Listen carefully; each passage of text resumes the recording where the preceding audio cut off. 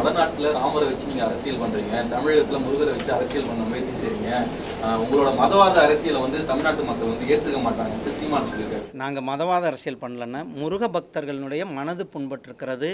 அவர்களுக்கு அந்த காயத்திற்கு மருந்தாக இந்த மாநாடு இருக்க போகிறது.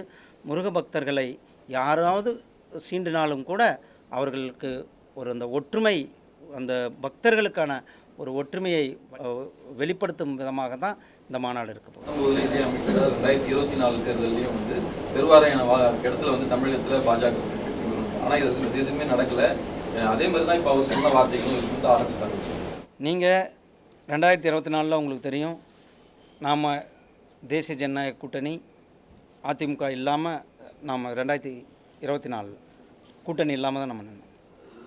நாம் இப்போ மிகப்பெரிய ஒரு கூட்டணி உருவாக்கியிருக்கிறது. தேசிய ஜனநாயக கூட்டணி வளம் பொருந்திய கூட்டணியாக இருக்குது. அதனால தான் திமுககாரங்க தூக்கத்தை தொலைச்சிட்டு இருக்காங்க.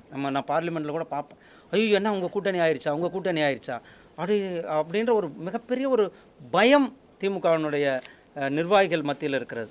திமுகவினுடைய நிர்வாகிகளினுடைய பயம் நியாயமானது. ஏன்னா அவர்களுடைய ஆட்சியானது விரட்டி அடிக்கப்படுகின்ற நாள் குறிக்கப்பட்டிருக்கிறது. 2026 தமிழகத்தில் பாஜக தலைமையிலான கூட்டணி ஆட்சி அமைக்கணும் அமித்ஷா கூறியது வெறும் கனவாக தான் இருக்கும் அப்படின்னு திருமாவளவன் சொல்லியிருக்காரு. இதை எப்படி பார்க்குறீங்க? 2026 சட்டமன்ற தேர்தலில் மிகப்பெரிய ஒரு வரலாற்று சிறப்புமிக்க வெற்றியை தேசிய ஜனநாயக கூட்டணி பெறப்போகிறது. திருமாவளவனுடைய அவர் என்ன அவங்களுடைய கூட்டணியே சலசலத்து போயிருக்கிறது. அவரே அந்த கூட்டணியில் இருப்பாரா இல்லையான்னு தெரியல. அவரே டபுள் மைண்டில் இருக்கார். இன்றைக்கி இந்த கூட்டணிக்கு போகலாமா அல்லது வேறு யார் கூடயாவது போகலாமா? ஏன்னா அவருக்கு தெரியும் இந்த அவர்களுடைய கூட்டணி, அதாவது இண்டி கூட்டணி மிகப்பெரிய தோல்வி அடையும் என்பது அவருக்கு நல்லாவே தெரியும்.